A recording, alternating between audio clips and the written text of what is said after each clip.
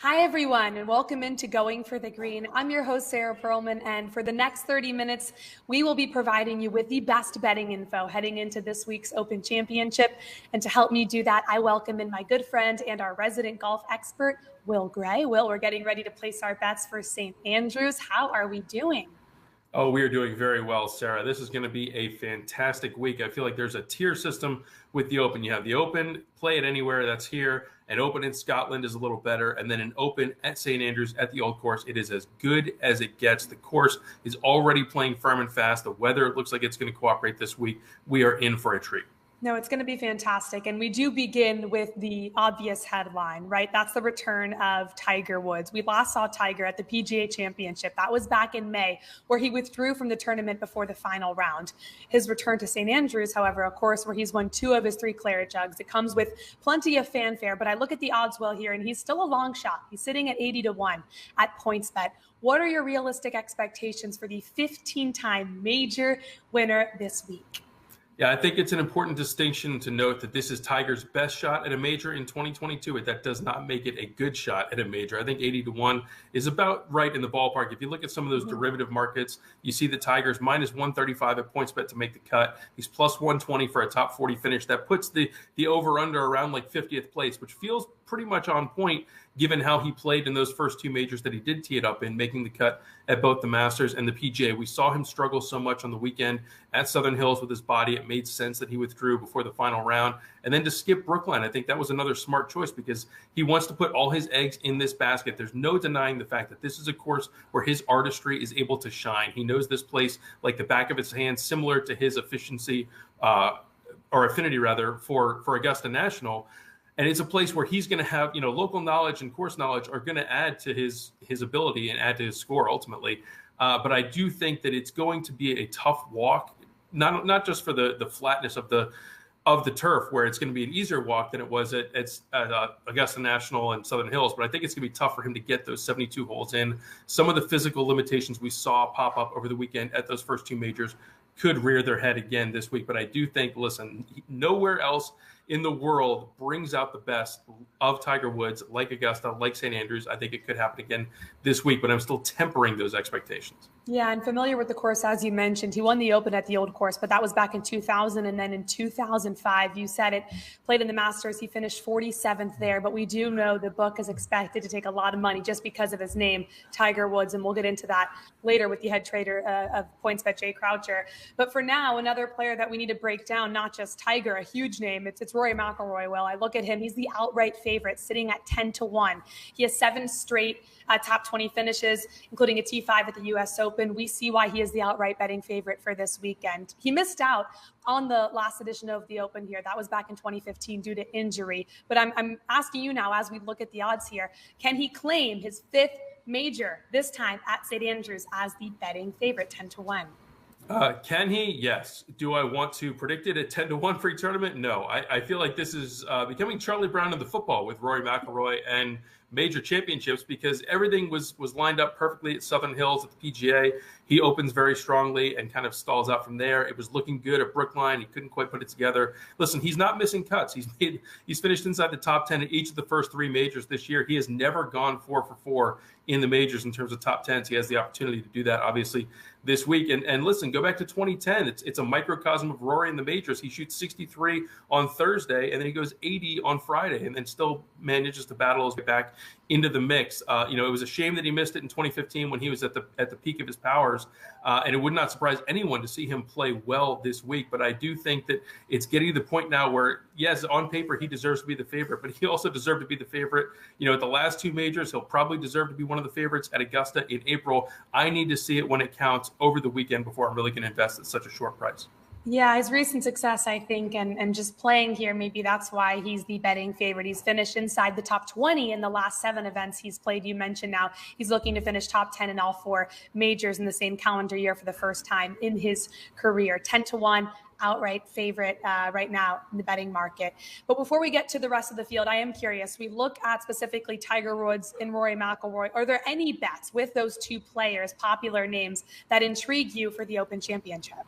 I am intrigued in terms of Rory looking at Thursday markets, and I see there's a plus 300 on Rory being inside the top 10 after the opening round. It is very telling at St. Andrews that you need to get off to a fast start. If you go back to 1990, every champion at St. Andrews has been inside the top 3 after the opening round. This is not a place where you can be T22 going into Friday and kind of make it up. This is a place where you're able to play defense when you're in the lead. So everyone knows, including Rory, that you're going to have to get off to a hot start. He has been playing very well in the first round of late, including a 62 at the Travelers a couple weeks ago. So I think expecting Rory to post a 65, 66 in that first round, get inside the top 10 at 3-1, that definitely has some intrigue for me, because if you think about it, if he's going to finish well on Sunday, he's probably going to have to start well on Thursday. And then Tiger, the one that caught my eye, there's a plus 180 in a head-to-head against Ryan Fox from New Zealand, who has been lighting the world on fire in the European Tour. He's playing lights out, but I do not think I've ever seen Tiger as a plus 180 underdog in a head-to-head. So the book is trying to steer you to bet on Tiger by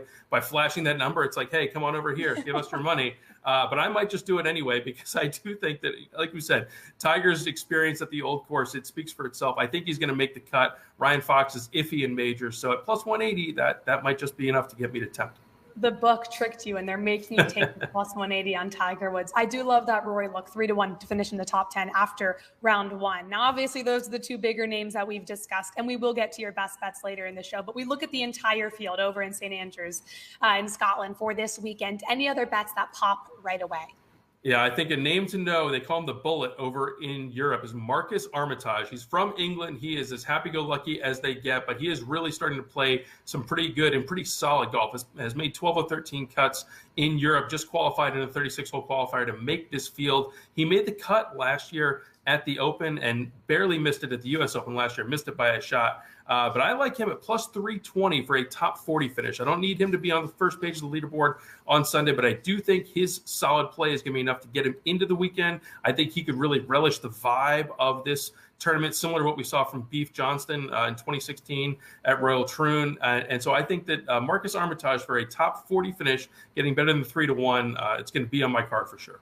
Okay, I look forward to seeing what else is on your betting card. 3 prop bets down and a lot more to go. But for now, coming up next, we bring on the book PointsBet head of trading, Jay Croucher. He joins us next to talk more British Open bets. But first, this weekend could be Tiger Woods' last potential appearance at St. Andrews. Check out what CC Sabathia had to say on the Beyond the Fairway podcast about Tiger's impact on growing the game.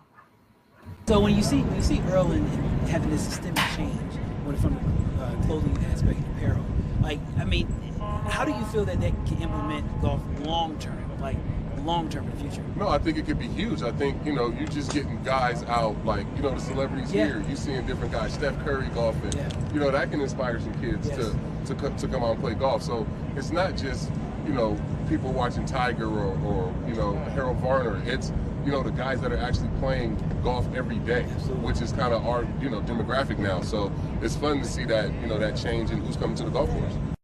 Welcome back to Going for the Green. We've already tackled the top stories this week and what exactly that means for your betting card. But to get a real sense of how to beat the book this week, what better way than to hear from them? Joining us now is our good friend and head of trading at PointsBet, Jay Croucher. Jay, welcome. Thank you for joining the show.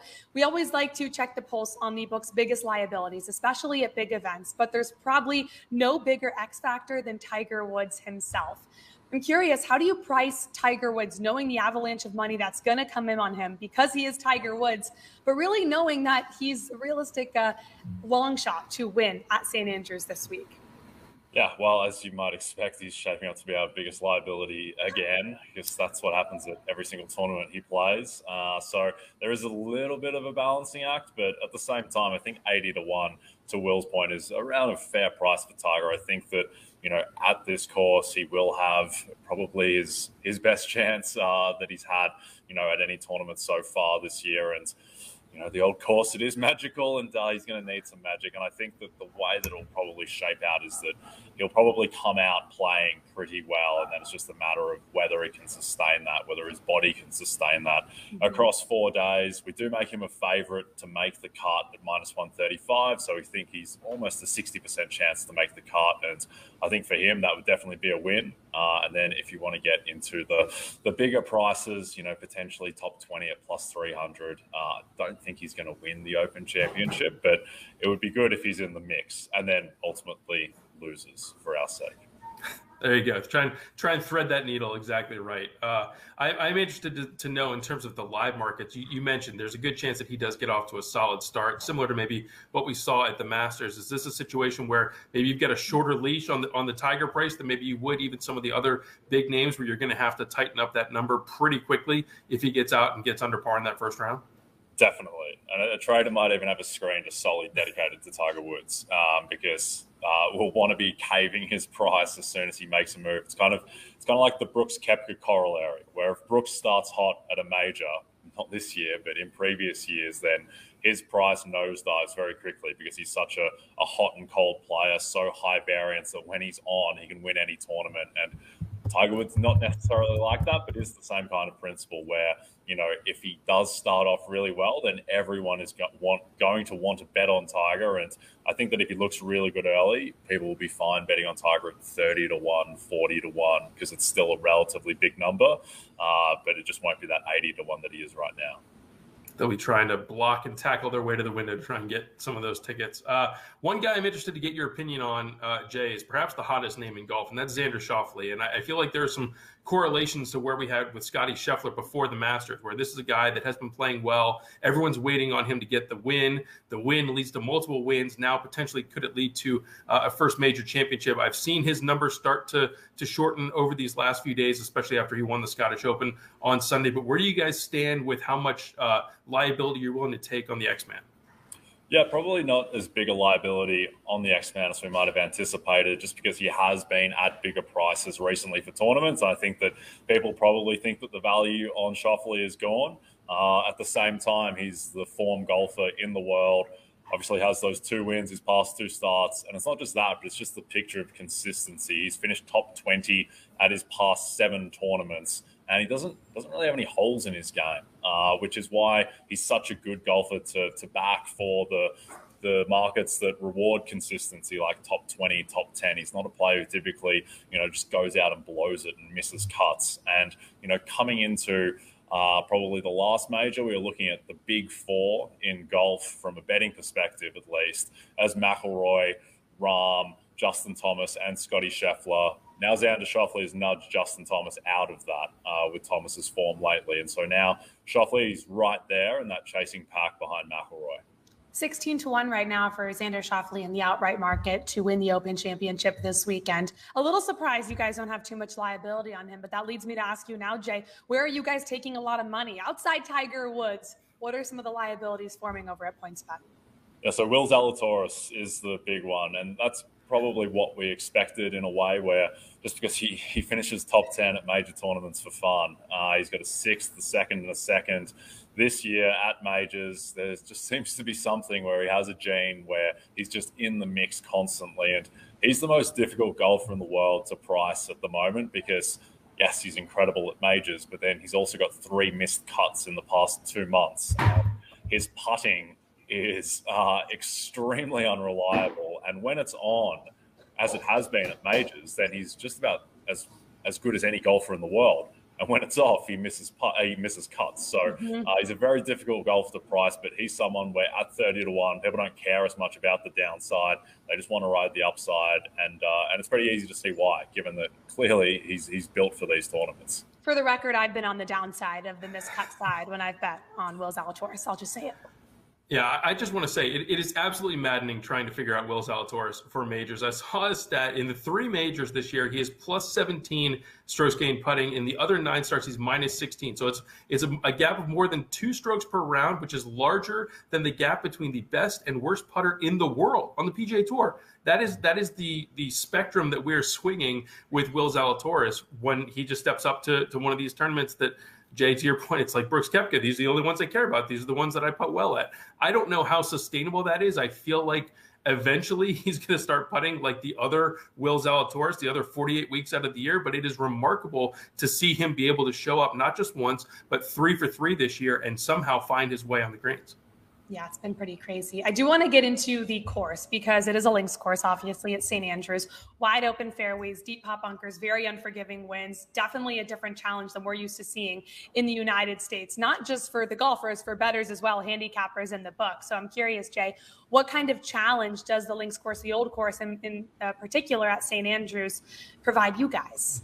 Yeah, the old course is a weird one because typically you think that link-style courses with the weather, being in Scotland, all of that it's going to create, absolute chaos and it's going to be really high scoring. But, the old course is pretty flat, it's pretty playable, it's pretty firm, and we've seen some really low scores win in the past. And so right now we're setting the over-under for the winning score at 271.5. So we think that about 17 under will win the tournament.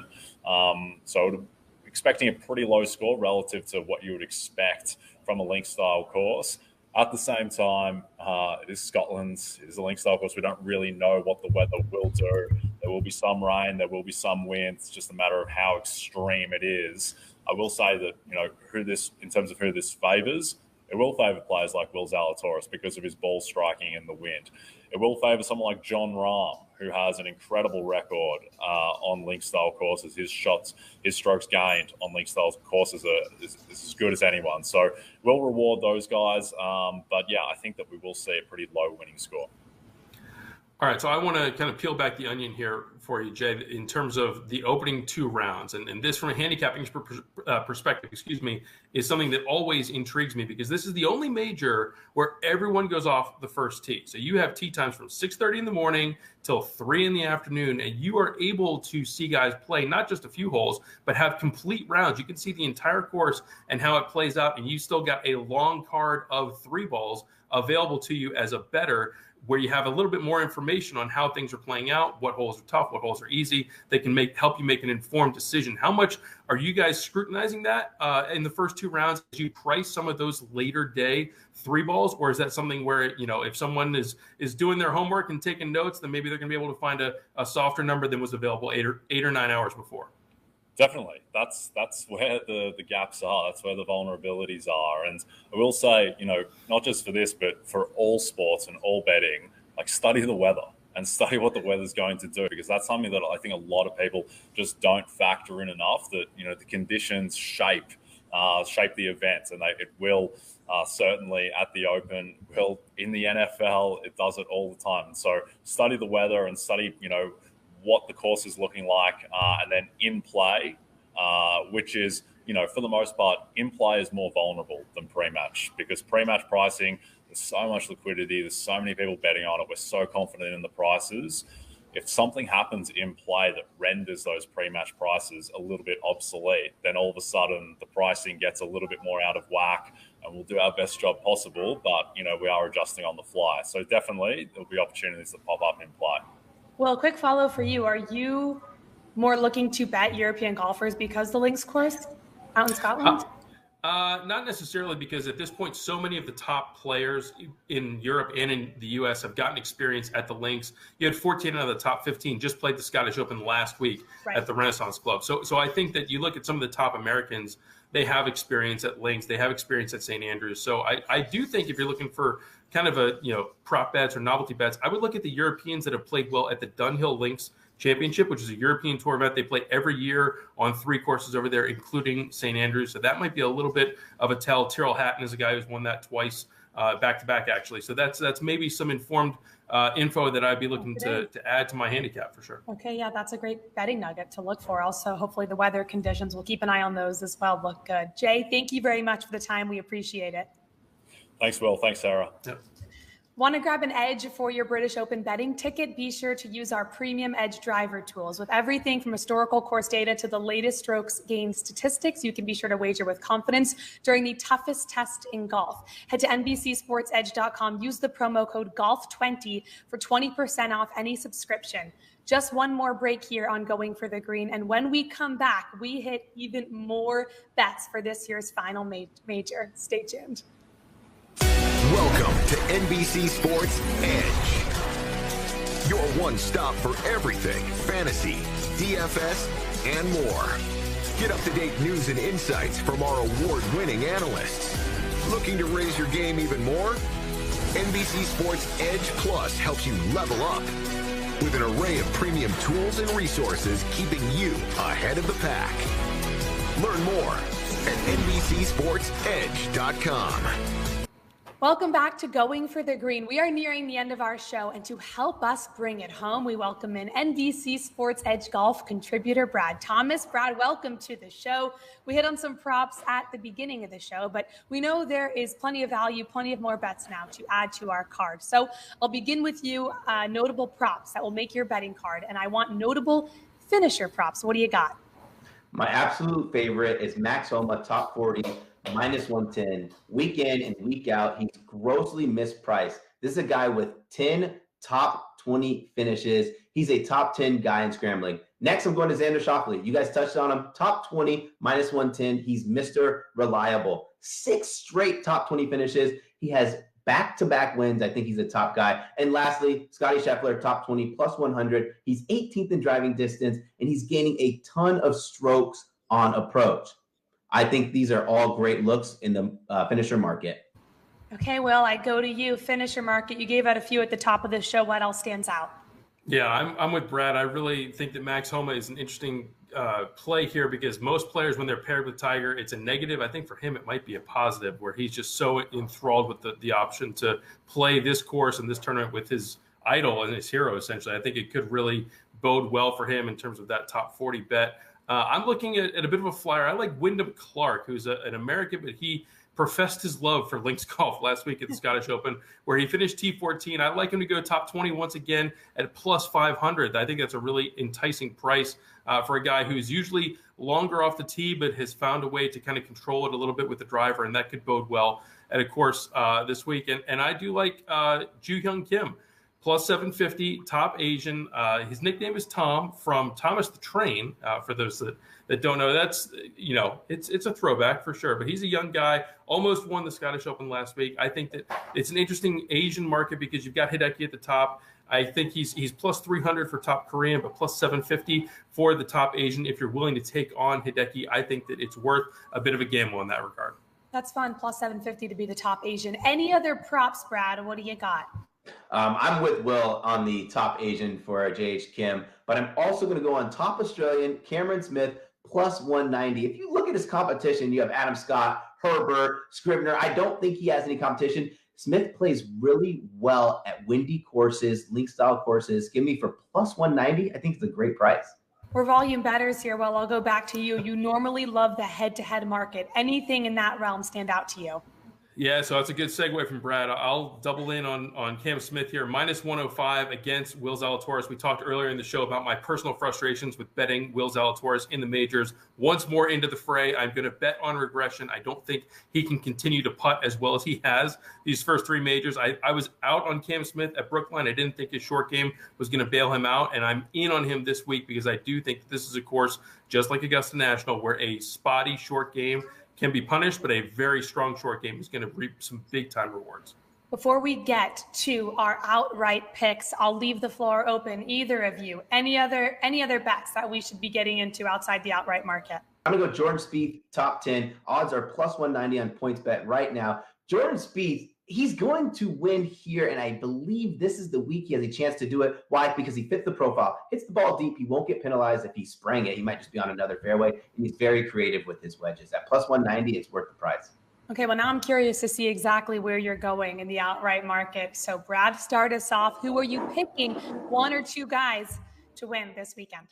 I'm going to go with 1, and it's going to be Cameron Smith, +220. Will touched on it before. Cameron Smith has the best short game in golf right now. And what's beautiful about Cam Smith is last week he was top 10 in driving accuracy. Here, I don't care where his driver goes because he's going to be within 100 yards every single time. And it's if his putter gets hot to the level that it should, I'm absolutely all over Cam Smith, and he should be in contention come Sunday.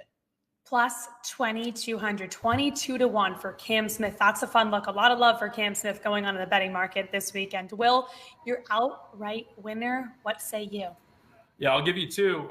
One that I just touched on a few minutes ago. I do think that we could be looking at a renaissance for Dustin Johnson. 28-1, that is enough to catch my eye for sure in a tournament where he has played well before. He's coming off a strong showing, a top 25 finish at the U.S. Open. His driving is starting to figure itself out. That's been an issue for DJ over these last few months when he's been a bit of a malaise for his standards. I think that we could really see him put it together this week and get back into the mix potentially for a third major championship. And it's no surprise, as I said, there's a correlation between Augusta National and the Old Course. So DJ, a former Masters champion, another former Masters champion is on my card. A guy that Brad just spoke about is Jordan Spieth, plus 1,800. I am ready for the full Jordan Spieth experience. It is going to be a wild ride. There are ups and downs, just like we saw last week at the Scottish Open. But I think that Spieth, we saw him come so close in 2015, missed that playoff by one shot when he was going for 3 majors in a row. I think he could be a man of the moment at this 150th, this grand stage.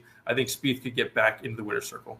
Okay, 18-1. Also, some bettors I know personally betting on Jordan Spieth. Hey, Brad, before we close out the show, Will talked about getting a little Tiger Woods action for this weekend coming up at St. Andrews. What about you? Are you placing any bets on Tiger? Yes, I put some Big Mac money on Tiger Woods at 80-1. I think it's absolutely mandatory. Yeah, I think so. And Will, what'd you take him at again to finish in the first? I've got Rory at plus 300 inside the top 10, and then I did take it plus 180 against Ryan Fox. I'm sorry, Ryan Fox, but I do think that TW might have your number this week. Yes, against Ryan Fox, that's right. And of course, Jay let us know that everyone is betting on Tiger Woods. And for that reason, I also feel like I need to get involved with Tiger action. I have about 10 plays from the both of you as we get ready to place our bets for St. Andrews. I didn't have the best week last week, so I'll tail all of you guys. But we appreciate all of you tuning in here to Going for the Green. And we wish you nothing but the best of luck for all your bets. We'll see you guys next time.